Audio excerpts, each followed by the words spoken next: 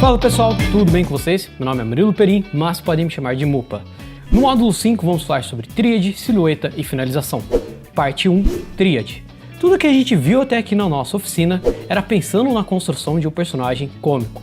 E tudo que a gente vai ver nesse módulo é para finalizar, para deixar o nosso personagem mais interessante. Então, o primeiro assunto que a gente vai abordar hoje, o que é a tríade? É a variação em um personagem. Como assim? Bom, tem um exemplo passando aqui no fundo, esse passo a passo de um personagem que até já apareceu nas nossas aulas, esse vikingzinho, e reparem que o queixo do personagem ele é bem largo, mas depois quando a gente olha o peitoral é ainda mais largo que o queixo, e a cintura do personagem é mais fina inclusive do que o queixo, do que a cabeça. Então no caso, nesse personagem, se a gente for levar em consideração a largura da cabeça, do peitoral e do abdômen, a gente pode falar que ele tem três larguras principais, três tamanhos principais que aparecem na sua estrutura. E isso é o que a gente chama de tríade. Acontece que a tríade não vai estar presente apenas na estrutura do personagem como um todo. A gente também vai aplicar a ideia de tríade, dessa variação, desse contraste de tamanhos no rosto, em detalhes. Por exemplo, eu posso ter um olho pequeno, um nariz muito grande, uma boca média. Eu também posso aplicar isso em uma série de detalhes, eu posso pegar o machado desse personagem e o cabo dele pode começar bem fininho, o cabo pode terminar de um tamanho mais médio e engrossando conforme ele está chegando na ponta e ter uma lâmina muito maior. Então eu posso aplicar a ideia de tríade em detalhes que vão estar presentes no rosto, na roupa, em acessórios que o personagem pode estar utilizando, enfim, eu posso trazer essa ideia para toda a minha composição, para todo o personagem e para cada um dos detalhes que eu estou trazendo nele. O que isso é vantajoso? Por que isso é legal para o nosso personagem? Porque isso vai deixar a construção dele mais dinâmica, vai tirar a monotonia do personagem, vai deixar ele um personagem que chama mais atenção, um personagem que se destaca entre tantos outros. Então, basicamente, por causa disso, a gente procura sempre que possível aplicar a ideia de tríade. No começo isso pode ser um pouco difícil, então o que eu aconselho para vocês é fiquem focados na tríade da própria estrutura, então a tríade que vai aparecer de fato, como está aparecendo aqui, no corpo do personagem, aquela tríade que a gente vai se referenciar como a tríade da estrutura, a tríade da forma do personagem. Olha como a gente coloca em bloquinhos aqui, fica muito nítido que o verde é menor que o amarelo e que o amarelo é menor que o laranja. Mas uma outra maneira que é prática, uma outra maneira que vocês podem conseguir aplicar a tríade logo de cara, já no começo, é a tríade que aparece também nos detalhes do personagem. Então, mais uma vez aqui, eu tenho um personagem que a tríade está presente nele, eu consigo perceber que ele tem três tamanhos diferentes, o corpo muito maior, aí da cintura para baixo, médio, e a cabeça menorzinha, mas eu também tenho a tríade nos detalhes, onde eu tenho olhos pequenininhos, nariz médio e chifres grandes. Para que fique clara essa noção de tríade, vamos dar mais uma olhadinha em outro personagem. Olha como nesse caso, que a gente percebe só a silhueta, o próximo tema desse módulo, é muito nítido como a tríade está presente nessa estrutura. Mais uma vez, o corpo é a maior parte desse personagem, a parte da cintura para baixo já é uma parte mediana e a cabeça é bem menor. Parte 2. Desenvolvimento do personagem pela silhueta. Vamos deixar passando aqui atrás, mais uma vez, um passo a passo, onde o meu objetivo era pensar em uma série de personagens de Velho Oeste. Mas, como eu vou desenvolver esses personagens? Bom, nesse caso, o meu foco é conseguir um personagem icônico. Mas como eu procuro um personagem icônico? Eu sei que o personagem ele vai ficar icônico, ou seja, ele vai ficar reconhecível, ele vai ficar forte visualmente, um personagem interessante, a partir do momento que eu sei que apenas os contornos desse personagem, que apenas a silhueta desse personagem já fica interessante, já fica com alguma força. Então, para isso, a primeira coisa que eu fiz foi começar a desenvolver uma série de possibilidades de personagens para o Velho Oeste, sempre tentando alterar bastante essa variação da estrutura. Se eu preciso de um chapéu no personagem, eu vou dar bastante destaque para o tamanho, para o formato do chapéu na cabeça do personagem. Se eu vou colocar uma bota, eu também vou deixar a bota mais larga, eu vou deixar com que todas as partes, todos os elementos que aparecem nesse personagem tenham algum destaque, que apenas pela linha, apenas pelo contorno, eu já consiga perceber uma bota, um cinto, um chapéu. Se eu consigo fazer isso, se todos os elementos importantes para um personagem já aparecem a partir da silhueta, eu sei que quando eu for desenhar esse personagem, ele vai estar muito mais interessante, muito mais carismático. Então, o interessante de desenvolver um personagem pensando apenas inicialmente na sua silhueta é ver quais estruturas e quais proporções, quais relações de tamanho de acessórios podem ficar mais interessantes, podem saltar mais aos olhos em uma pequena olhada. O que eu estou buscando aqui então é um contraste nas formas, não somente nas formas que estão presentes no mesmo personagem, mas aqui nesse caso, principalmente, nas formas, nas estruturas dos 3 personagens que eu pretendo usar. Para isso, a primeira coisa que eu fiz então, como vocês viram, foi desenvolver 8 personagens. A partir disso, eu escolhi 3 personagens que eu percebi que possuíam bastante contraste. Essa mulher que tem um perfil mais heróico e que a sua estrutura principal é composta por 2 triângulos, um voltado para baixo e um para cima. Esse personagem mais gordinho que vocês já viram, que a sua estrutura principal é uma grande oval. E por último, um índio, que quando a gente olha a estrutura principal dele, a gente tem um retângulo levemente curvado. Então, quando eu observo esses 3 personagens, um do lado do outro, eu tenho uma personagem composta por 2 triângulos, um personagem composto por um oval, por uma esfera, e também um personagem composto por um retângulo aqui levemente curvado. Isso causa um grande contraste entre eles e permite que eu crie uma ilustração onde somente pelo aspecto visual, pelo aspecto da estrutura, eu já tenho aqui uma composição equilibrada, uma composição que chama bastante atenção pela relação de contraste entre os seus personagens. Parte 3. Possibilidades de finalização. Quando eu falo finalização, eu estou me referindo a uma parte do processo que a gente chama de arte final. A ideia de fazer arte final é pegar um desenho mais ou menos como esse que está aparecendo e deixar ele assim. Então a gente vai trabalhar um pouquinho melhor os contornos, vai colocar a presença do preto, normalmente com alguma caneta, com alguma tinta, brincar com texturas e luz e sombra. Mas existem várias possibilidades de finalização. Eu posso, por exemplo, usando a caneta esferográfica, brincar com a ideia de line art. Quando eu falo de line art, o que eu estou fazendo é pegar esse desenho e trabalhar apenas os seus contornos, mais uma vez deixando algumas áreas um pouco mais largas, algumas áreas um pouco mais finas. Mas além de variar a maneira como eu vou fazer a finalização, eu posso variar também aqui o material. Nesse caso, eu usei a caneta de ponta porosa, uma caneta que ela vai ter uma presença muito maior de tinta e que por isso ela vai ocupar uma área maior também, a ter uma pontinha que remete quase a um pincel, deixando mais ou menos o personagem assim. Outra coisa que eu posso fazer é pensar numa finalização com caneta nanquim ou bico de pena. Nesse caso, eu vou pegar esse personagem e brincar um pouquinho mais com uma arte final que remete a mangá ou a uma cultura oriental como um todo, trazendo rachura e trazendo muita área de preto. Outra possibilidade também é pegar essa mesma tinta nanquim, mas trabalhar ela no pincel. Nesse caso, eu vou trazer a presença de contraste, colocando áreas realmente escuras, áreas pretas e outras áreas bem claras. Isso vai causar aqui uma intenção de algo com um pouquinho mais de drama, com um pouquinho mais de contraste. Bom, vamos dar uma olhadinha então em cada uma dessas finalizações com um pouquinho mais de cuidado. A primeira possibilidade que eu peguei aqui é a arte final com a caneta esferográfica. E vamos ver como que é o processo de arte final em si então.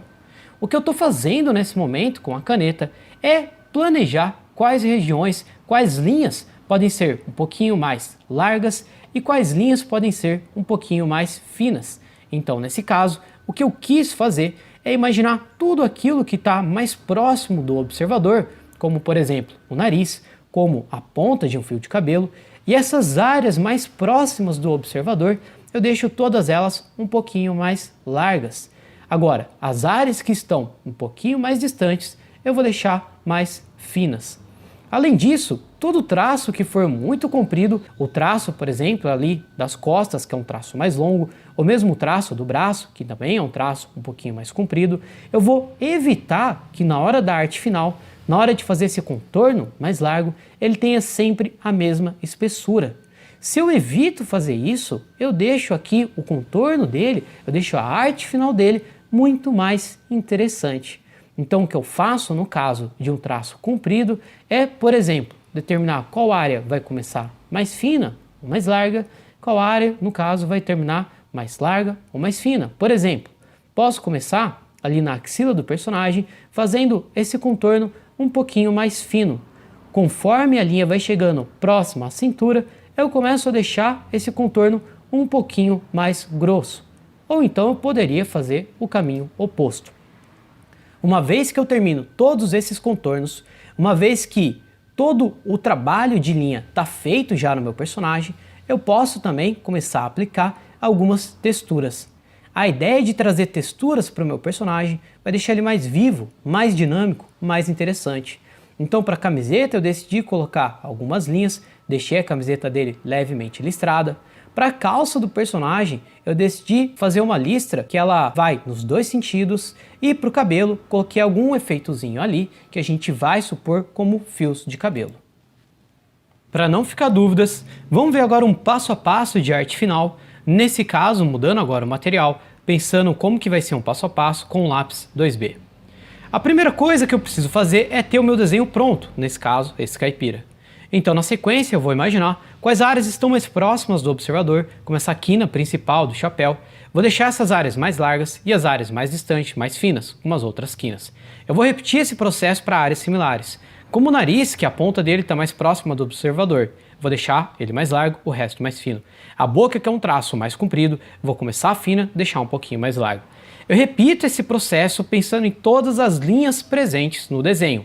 A hora que eu terminar de fazer esse processo em todas as linhas, eu começo a imaginar como eu posso trazer mais contraste. Então, nesse caso, eu decidi deixar o bigode, a sobrancelha, o cabelo e o olho um pouquinho mais escuros, preenchendo com 2B com um traço mais escuro. Mas eu também posso pensar em texturas. Então, o chapéu do caipira eu deixei mais listradinho e coloquei também algumas pontas para remeter a um chapéuzinho de palha, criando mais contraste entre ele e o personagem. Além disso, comecei a pensar em quais regiões poderiam ter um cinza para não ficar entre o branco e o preto. E tá aí o resultado final, como o nosso personagem fica bem mais profissional. Vamos pensar agora em outra possibilidade de finalização. Nesse caso eu vou pensar em como posso fazer uma arte final através da tinta nanquim com o pincel. Mais uma vez eu tenho o desenho pronto, ele está com um contorno mais simples, um contorno fino, e eu começo a pensar quais são as regiões de contraste, quais são as regiões que eu quero deixar escuras. Nesse caso, quando eu estou pensando num clima mais dramático, numa situação que parece um pouco mais intensa, eu deixei o casaco do personagem preto, escuro, imaginei uma luz intensa vindo da parte de cima ao lado direito dessa cena, e assim a sombra desse personagem, a sombra dele projetada na parede atrás, ficou bem intensa, contornando o personagem com uma área bem grande, com uma área bem extensa ao lado dele. Eu também fiz uma sombra projetada desse personagem no chão. Tudo isso vai trazer aqui uma cena mais intensa, uma cena mais dramática, para ter algum contraste, para mostrar o que ele está espreitando, o que é o ponto de interesse dele. Eu fiz somente a silhueta escura de um outro personagem mais distante. No caso da arte final, com tinta nanquim através de pincel, eu gosto de ter o personagem. Algumas vezes eu já esboço onde eu vou colocar essas regiões mais escuras, essa massa de preto, como eu costumo chamar essas áreas. Outras vezes eu vou interagindo diretamente com o pincel, já começo a planejar elas no pincel.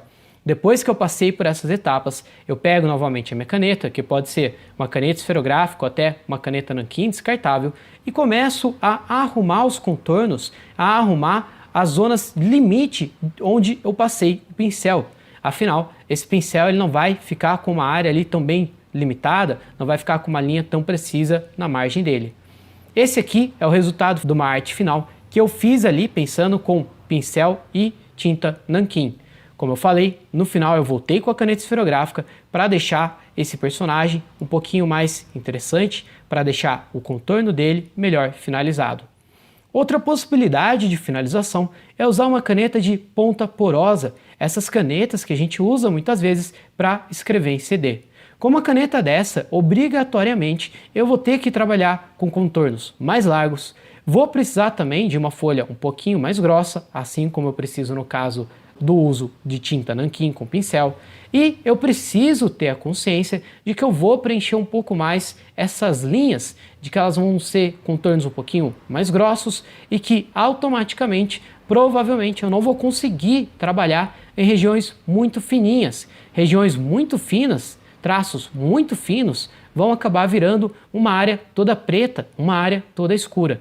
No caso aqui, eu preferi deixar os óculos com a margem totalmente escura, os óculos pretinhos na margem dele, a sobrancelha também escura, e eu ainda vou trazer um pouquinho mais de contraste para essa arte final, deixando algumas regiões, como por exemplo a calça, totalmente pintada de preto. Então olha como quando a gente usa uma caneta de ponta porosa, eu tenho uma arte final que ela é muito mais grossa, que ela é muito mais presente. Inclusive numa arte final como essa, eu posso escanear depois esse desenho e se eu estourar um pouquinho ali o preto e o branco da imagem em algum programinha, como no Photoshop, eu ainda vou ter a arte final muito marcada, muito precisa, porque nesse caso o que realmente vai destacar é o contraste entre branco e preto. Tá aqui o resultado dessa arte final com a linha preta um pouquinho estourada. Essa é uma arte final que eu costumo escolher principalmente para o desenho de mascotes, que eles não podem ter ali uma quantidade muito grande de detalhes, e como a caneta tem uma ponta larga, não é possível trabalhar os detalhes. O último caso de arte final que nós vamos ver rapidamente é um passo a passo de arte final com caneta nanquim e a presença de rachuras. Bom, mais uma vez eu tenho o desenho. A primeira coisa que eu vou fazer é mentalizar um ponto de luz, nesse caso na parte de cima, do lado esquerdo, e na maioria das áreas, na parte de baixo, do lado direito, eu vou colocar uma presença de uma sombra mais intensa, que primeiro eu determinei essa área, marquei simplesmente para ver onde ela estava, e depois com a caneta nanquim comecei a preencher esses espaços. Porém, eu preciso de uma passagem entre essas áreas muito escuras e as partes um pouco mais claras. Então eu começo a trabalhar o contorno das linhas que conectam essas áreas escuras com as partes claras. Depois disso, as linhas que sobraram, eu deixo elas ainda mais fininhas, são as linhas do lado da luz, para que fique claro que ali tem mais luz chegando. Depois disso, eu vou pegar a lateral dessas regiões mais escuras e vou começar a fazer rachuras, pequenas linhas paralelas, que vão estar uma ao lado da outra, representando uma certa sombra.